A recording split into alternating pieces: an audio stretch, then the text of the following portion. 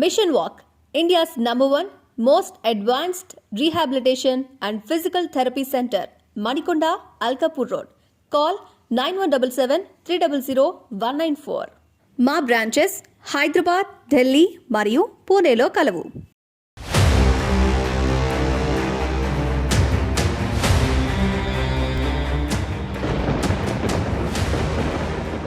తెలుగు రాజ్యం యూట్యూబ్ ఛానల్కు స్వాగతం. నేను మీ ఆర్ఎస్ రెడ్డి.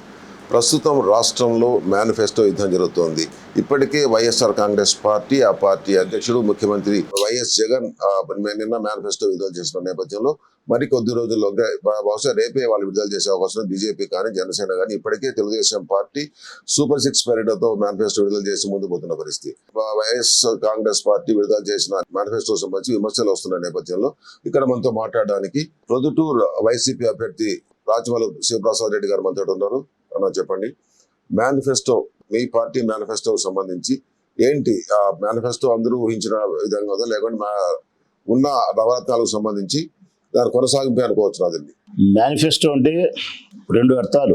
గతంలో అయితే మేనిఫెస్టో అంటే అర్థం ఏంటంటే కన్నా అందరికీ తెలిసినది, జనం మాట్లాడుకునేదే వేదం. ఎప్పుడైనా మీరు నేను మాట్లాడుకునేది వేదం కాదు, నలుగురు చెప్పిందే వేదం అన్నారు. మేనిఫెస్టో అంటే గతంలో ప్రజలకు ఉండే అవగాహన ఏంటంటే ఎన్నికలకు ఒక 10-20 రోజుల ముందు ఒక రాజకీయ పార్టీ ప్రజలకు ఆశ చూపించేది, ప్రలోభ పెట్టేది, తాయిలాలు ఇచ్చేది అని ప్రజల యొక్క అభిప్రాయం. ఎందుకు నేను ఆశ చూపించేది, ఎందుకు ప్రలోభ పెట్టేది అంటానంటే చెప్పి ఇవ్వకుండా ఉండేదాన్ని ఆశ చూపించడం అంటారు. గతంలో రాజకీయ పార్టీలు చంద్రబాబు నాయుడు గారి సెలవు వలన అటువంటి పరిస్థితి జరిగింది. ప్రలోభాలు జనరల్గా రైతు రుణమాఫీ చేస్తానని చెప్పినాడు ఆయన 14లో, చేయలే. డాక్రా రుణాలు మాఫీ చేస్తానన్నాడు, చేయలే. ఇంటికి ఉద్యోగం అన్నాడు, చేయలే.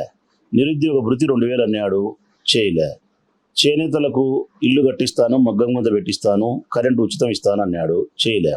నిరుపేదలకు ఇల్లు కట్టిస్తానన్నాడు, ఒక ఇల్లు కట్టించలే. ఇట్లా అనేక రకాల హామీలు ప్రజలకు ఇచ్చి ఎన్నికలప్పుడు వారి నమ్మబలికి ఆశ చూపించి ప్రలోభ పెట్టి వారి ఓట్లను దండుకొని అధికారంలోకి వచ్చిన తర్వాత ఆ మేనిఫెస్టోలో పొందుపరిచిన అంశాలను ప్రజలకు చేయకుండా ఉండిన విధానం వలన ప్రజలు మేనిఫెస్టోకి విలువ లేకుండా పోయింది.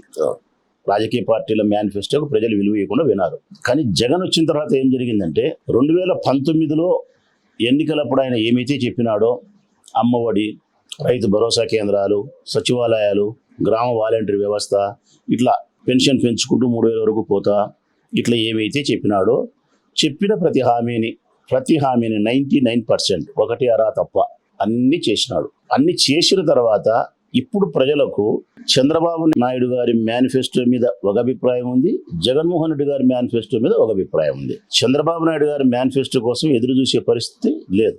ఎందుకంటే ఆయన ఎటు అబద్ధాలు చెప్తాడు, అది చేయడు కాబట్టి దాన్ని మనం వినడం కూడా వేస్ట్ అని చెప్పి ఎవరు ఆసక్తిగా లేరు. కానీ జగన్ మేనిఫెస్టో గురించి నాకంటే మీకంటే, అంటే ఒక రాజకీయ పార్టీకి సంబంధించిన అభ్యర్థిగా నేను, ఒక మీడియా జర్నలిజానికి సంబంధించిన మీకు నాకంటే కూడా ఎక్కువ ఇంట్రెస్ట్ లబ్ధి పొందే సామాన్య పేద మధ్యతరగతి వర్గాల ప్రజలే జగన్ మేనిఫెస్టో కోసం ఎక్కువ ఎదురు చూసినారు. ఏమిస్తాడు ఆయన, ఏం చెప్తాడు అని. ఇప్పుడు జగన్మోహన్ రెడ్డి గారు మేనిఫెస్టో విడుదల చేసినారు. ఆ మేనిఫెస్టో మనం చూసిన తర్వాత, అందులో పొందుపరిచిన అంశాలు విన్న తర్వాత మనందరికీ అర్థమయ్యేది ఒకటే, ఏ రాజకీయ పార్టీ అయినా కానీ ప్రజలకు ఏదైతే చేయగలుగుతామో అదే చెప్పాలా. చెయ్యలేని అంశాలను చెప్పి వారిని బాధ పెట్టడం, మోసం చేయడం చాలా అన్యాయము, ప్రజాస్వామ్యానికి విరుద్ధము. ఇక్కడ జగన్మోహన్ రెడ్డి గారు కూడా ఈ రాష్ట్ర బడ్జెట్ను, ఈ రాష్ట్రం యొక్క ఆదాయ వనరులను అన్ని దృష్టిలో పెట్టుకొని ఏదైతే చేయగలుగుతానో అదే చెప్పినాడు. గతంలో నవరత్నాలు అనే పథకాల ద్వారా ఏమైతే ఇస్తానని చెప్పినాడో అవన్నీ ఇచ్చినాడో ఈ మేనిఫెస్టోలో కూడా యథావిధిగా అవి కొనసాగిస్తూ వస్తున్నాడు. రెండింటి విషయంలో మాత్రం కాస్త పెంచినాడు. అమ్మఒడి 15,000 ఉంటే 17,000 చేసినాడు.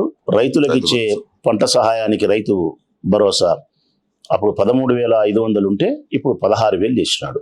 ఒక దాంట్లో రైతులకు 2,500 పెంచినాడు, అమ్మఒడికి 2,000 పెంచినాడు. మిగతా అన్ని కూడా యథావిధిగానే కొనసాగిస్తానని చెప్పినాడు. ఒక పెన్షన్ మాత్రం 3,000 రూపాయలు ఉండేదాన్ని 28వ సంవత్సరంలో 250 పెంచుతాను, 29వ సంవత్సరంలో 250 పెంచి 3,500 వరకు తీసుకుపోతాను అని చెప్పినాడు. మిగతా అంతా నాడు నేడు మన బడి కానీ, ఆరోగ్యశ్రీ కానీ, మిగతా యాజ్ ఇట్ ఈస్ అన్ని పథకాలు, చేనేత సదస్సు కానీ ఇవన్నీ కూడా యథావిధిగా కొనసాగిస్తానని చెప్పి తనకు ఉండబడిన ఆర్థిక వనరుల దృష్ట్యా ఈ రాష్ట్ర బడ్జెట్ యొక్క ఆదాయ వనరుల దృష్ట్యా ఏవైతే చేయగలుగుతానో అవి చెప్పినాడు. నా వరకు నేను వ్యక్తిగతంగా అయితే సంతృప్తికరంగానే ఉండా. ఒక్క విషయంలో అంటే పొదుపు సంఘాల మహిళల యొక్క రుణాలు గతంలో 4 విడతలుగా చెల్లించినాడు. ఈసారి కూడా అప్పుడు 25,000 కోట్లు ఉంది అది బాకీ, ఇప్పుడు 48,000 కోట్లు ఉంది మహిళల యొక్క బాకీ. దీంట్లో కూడా కొంత మహిళలకు చెల్లించి ఉంటే బాగుండేమో అనేది నా వ్యక్తిగత అభిప్రాయం. అయితే 48,000 కోట్లు చెల్లించడానికి రాష్ట్ర ప్రభుత్వ ఖజానా దగ్గర వనరులు లేవు కాబట్టి ఆయన చేయలేకపోయినాడు. 3 లక్షల రూపాయల రుణంకి వడ్డీ మాత్రం రాష్ట్ర ప్రభుత్వమే చెల్లిస్తుందని చెప్పినాడు. కానీ కొద్దో గొప్ప కొన్ని లక్షల వరకు కట్ ఆఫ్ డేట్ పెట్టుకోనైనా పొదుపు సంఘాల మహిళలకు డాక్రా రుణాలు చెల్లించడానికి ప్రయత్నం చేసి ఉంటే బాగుండేదేమో అని చెప్పి నా వ్యక్తిగత అభిప్రాయం. అది మినహాయిస్తే మిగతా దేని మీద నాకు అసంతృప్తి లేదు, అన్నీ కూడా వెరీ గుడ్. వైఎస్ఆర్ కాంగ్రెస్ పార్టీకి సంబంధించి నవరత్నాలు కొనసాగిస్తూ కొంత వెసులుబాటు కల్పిస్తూ 2 పథకాలకు సంబంధించి కొన్ని పెంపుదల మీరు చెప్పినట్టు కనిపిస్తున్నది. అయితే ప్రతిపక్షాలు చెప్తున్నట్టు ఇప్పుడు తెలుగుదేశం పార్టీ సూపర్ 6 తీసుకొస్తుంది, రేపు బీజేపీ వాళ్ళు మేము 11 అంశాలతో వస్తామంటున్నారు, జనసేన రేపు పవన్ కళ్యాణ్ రేపు ప్రకటిస్తామన్నారు. అంటే ప్రతిపక్ష నేతలు కానీ ప్రతిపక్ష పార్టీలు ఆరోపిస్తున్నట్టు వైఎస్ఆర్ కాంగ్రెస్ పార్టీ మేనిఫెస్టో ఫట్ మాది హిట్ అంటున్నారు. దీన్ని ఏమంటారు మీరు? అబద్ధాలు చెప్పేది ఎప్పుడైనా కానీ తాత్కాలికంగా హిట్, దీర్ఘకాలికంగా ఫట్. నిజాలు మాట్లాడే లీడర్ ఎవడైనా సరే అప్పుడప్పుడు తాత్కాలికంగా కాస్త అసంతృప్తి కలిగించవచ్చు, దీర్ఘకాలికంగా మాత్రం సూపర్ హిట్. జగన్మోహన్ రెడ్డి గారు ఎప్పుడైనా దీర్ఘకాలిక నాయకుడు. పవన్ కళ్యాణ్, చంద్రబాబు నాయుడు వీళ్ళంతా టెంపరవరీ, అప్పుడప్పుడు ఎన్నికలకు సంబంధించినటువంటి ఆలోచన ప్రణాళికతో వచ్చి 4 అబద్ధాలు చెప్పి సూపర్ హిట్ అనుకుంటారు తప్ప ఎప్పుడు దీర్ఘకాలికంలో వాళ్ళ సూపర్ హిట్ గారు వాళ్ళు ఫట్ అవుతారు.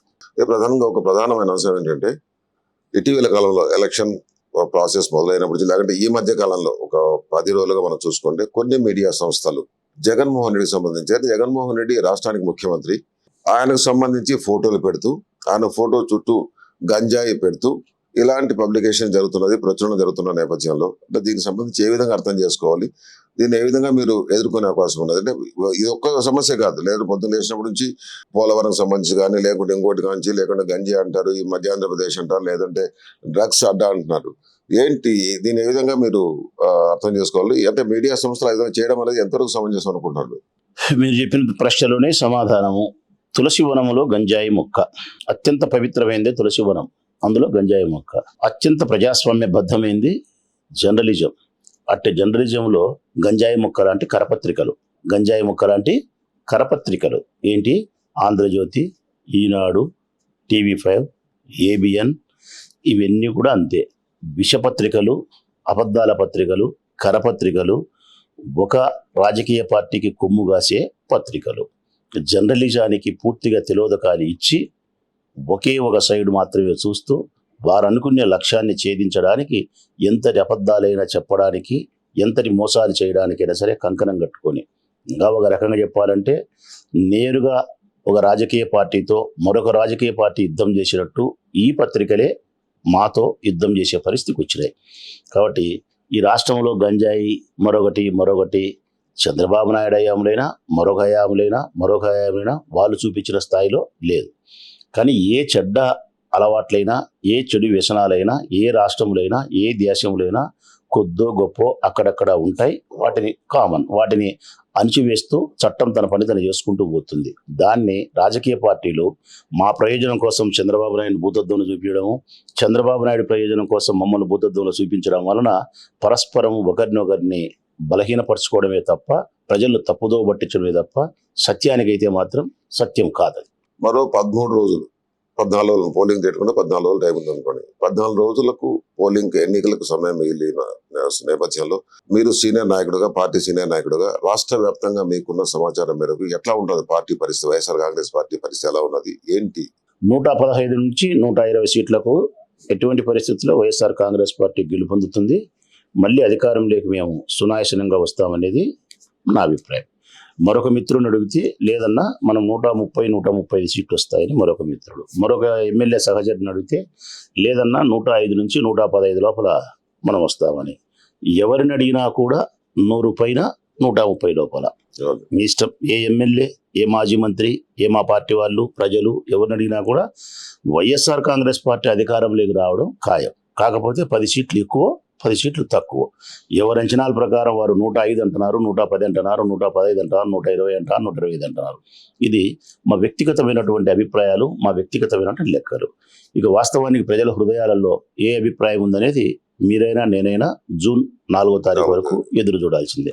అయితే ఆశాజీవుల మనుషులం కాబట్టి తప్పనిసరిగా మా పార్టీ అధికారంలోకి వస్తుందని, మేము చేసిన మంచి పనులు, సంక్షేమ పథకాలే మమ్మల్ని గెలిపిస్తాయని, ముఖ్యంగా జగన్మోహన్ రెడ్డి విశ్వసనీయతే, రెండవది పేద ప్రజల పట్ల ఆయనకుండే నిబద్ధతే, ఈ రెండు తప్పకుండా ఆయన గెలిపిస్తాయని నేను నమ్ముతాను. అంటే అబద్ధం చెప్పకుండా చేయగలిగింది మాత్రమే చెప్పడము, చెప్పింది తప్పనిసరిగా చేయడము. ఒకటి అబద్ధం చెప్పకపోవడం అనేది విశ్వసనీయత, చెప్పినది చేయడం అనేది నిబద్ధత పేదవారి పట్ల. ఈ 2 లక్షణాలే ఆయన్ను ఇప్పుడు గెలిపిస్తాయి, కానీ దీర్ఘకాలికంగా ఎప్పుడు ఆయన్ను రాజకీయాల్లో నిలబెడతాయి. గెలుపు ఓటములు పక్కన పెడితే ఆయన ఎప్పుడు రాజకీయాలలో అగ్రభాగాన్ని ఈ రాష్ట్రంలో నిలబెడతారు ప్రజలనేది నా నమ్మకం.